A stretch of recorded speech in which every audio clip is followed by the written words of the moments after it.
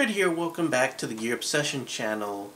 This episode will cover two subjects. First being the local gun store and supporting your local gun store. And the second subject is Beretta customer service.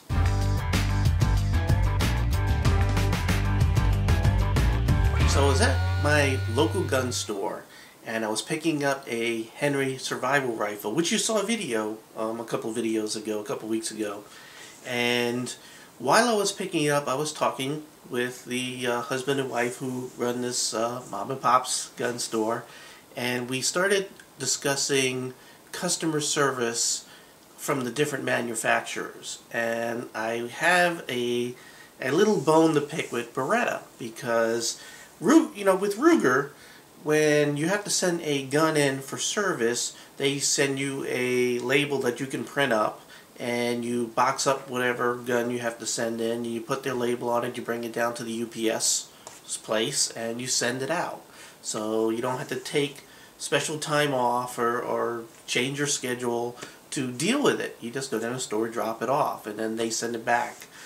So the thing about Beretta is I had to send my Beretta Neos in for service because they had a safety recall. By the way, if you have a Beretta Neos, an early one, and you don't know, there's a safety recall on it. So look it up. Go to the Beretta website. You can look it up. Anyway, I need to send it in to get this safety recall taken care of. I also needed to, while it was there, also take care of the barrel. Something was weird with the barrel where it let it up real easy and it wasn't accurate worth a damn. So I wanted to go ahead and take everything care of. So when I mentioned this to this mom and pop's local gun store that I go to, they went ahead and said, "Hey, we can take care of this for you." And I'm like, "What? Really?" They said, "Oh yeah, we're a official Beretta, dealer and customer service support, whatever they call it. Just give it to us and we'll bring it by the factory," which is not too far from the store. It's in Accokeek, Maryland. I did try to get a tour. I knocked on their front gate, like, "Hey, can I get a tour?" And they're like, "Nope." They probably were watching me. So anyway, so they took care of this, and I didn't have to take any kind of special day off to deal with it and everything. I just brought it by the store, and they took care of me. So let's talk about the first subject that I wanted to cover here, and that is the local gun store. And I have some notes here. I want to make sure I cover them all, so I'm going to read a little bit, so I apologize in advance. The day of the little mom and pop gun store seems to be fading away. Faced with competition from the internet, big box stores, local gun shops are finding it very difficult to compete. So throw in the added pressure of frequent oversight by the ATF, which they don't have enough oversight. But I digress. Increased pressures from politicians, community zoning boards, taxes, and the worst recession in decades. It's a miracle local gun stores are still in business. They are struggling. So why support the local gun store? I mean, their prices always cost more. Well, here's some good reasons. First of all, FFL transfers. When you find a gun online, you have to transfer it to a local FFL. So these local gun stores will usually accept guns for you since they have an FFL, a federal firearms license, for you. If you don't support these local gun shops, they're gone. And then how are you going to get that gun that you get a good deal on the internet for? Now, I understand a lot of local gun stores might overcharge for the transfer, but if they're good folks, they'll charge you a fair price. Also, generally when you walk into the small mom and pop shops, you have a variety of ammo and guns that you probably won't find in the big box stores. You go to Walmart, I think they only carry rifles anyway, except for maybe Alaska. And and in like Walmart, they only have certain ammo, the Remington, the Winchester, and maybe one or two other varieties. So unless you're going to order this stuff online, if you just want to walk in and grab something real quick, you're going to have to go to mom and pop stores to find some other interesting ammos out there. And then, of course, what we were just talking about, service and support. I walked in here and into the mom and pop store, and they took care of me. That's not going to happen in the big box stores. So,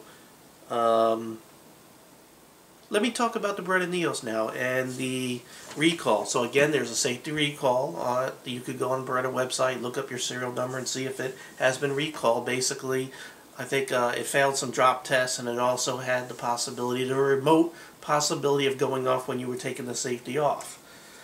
Other things I had done was the barrel, again, was completely getting fouled, so I wanted them to take a look at the barrel. So it came back all nice, back in the box, the way I sent it. For those of you who've never seen a Beretta Neos, by the way, this already has been safety checked. That's what it looks like. It's a pretty cool space ray gun looking gun. It looks like a Whitney, an old Whitney gun. I think I've done a video on this quite a while ago. So what they said was, when I, let me see, I got some paperwork back, and they basically came back and said, fitted with updated firing pin, replaced with a new barrel assembly, and adjusted on target, copy of the target included. I'll show you the target really quick.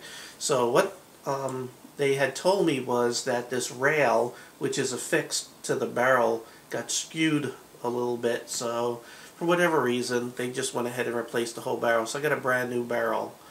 It's only had the test shots that they fired through it. So let's take a look at how well it's shot. So they got this big old target, and it says 25 yards bench rest, 10 shots, 6 o'clock hold, CCI standard velocity, and there it is. So they had one flyer there, and that's where they were aiming, right there. Pretty impressive. 25 yards.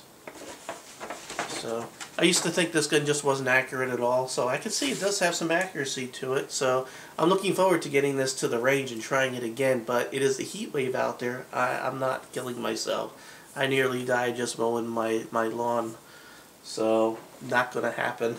So I got to get the Henry lever action out there to the range, and now I need to test fire this. So I need to get to the range, so just, you know, bear with me. I will get to the range, and we'll have some firing, some shooting videos.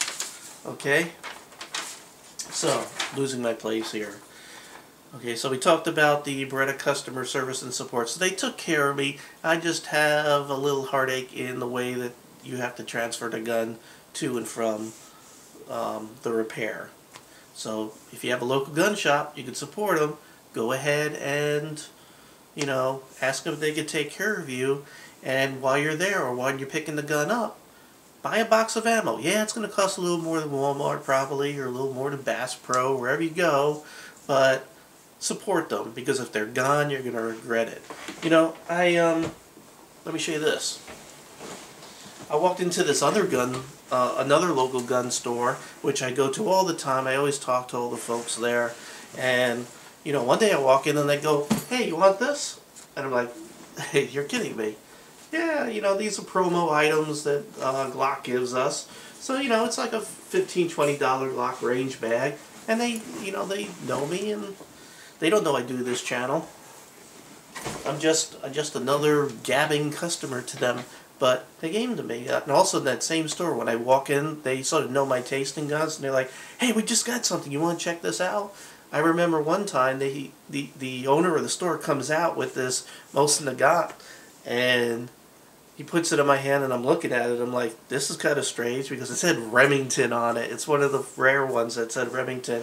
Had a nice hex receiver and everything. Unfortunately, the idiot who brought it there had sporterized it. What a shame. They took probably like $1,000 gun and made it into a $400 or $500 gun by hacking that one away. So let's wrap things up here. In closing, in 1992, there was over 280,000 FFLs in the United States, FFL holders. Now, that number's dropped to maybe about, I don't know, about 110,000, give or take. Those stats were from a year or two ago. But if we lose another 50,000 dealers, over the next 5-10 years, the firearms industry will almost totally be dependent on big box stores. That's it. We're going to lose local gun shops. And this is what's scary, okay? Let's say a couple of those big box stores cave into social and political pressure for whatever reason, and next thing you know, they reprioritize their carrying of firearms and they're out of the firearms business. And then we're all screwed because that's all we had left. So please get out there, support your local gun store. Also, Beretta customer service seemed to be pretty good, except for mailing it in. They took care of me, so I appreciate it. So please help your local gun store. That's what this video is all about. I hope everybody enjoyed this video. Please comment below or wherever it moves to next year. And thanks for watching.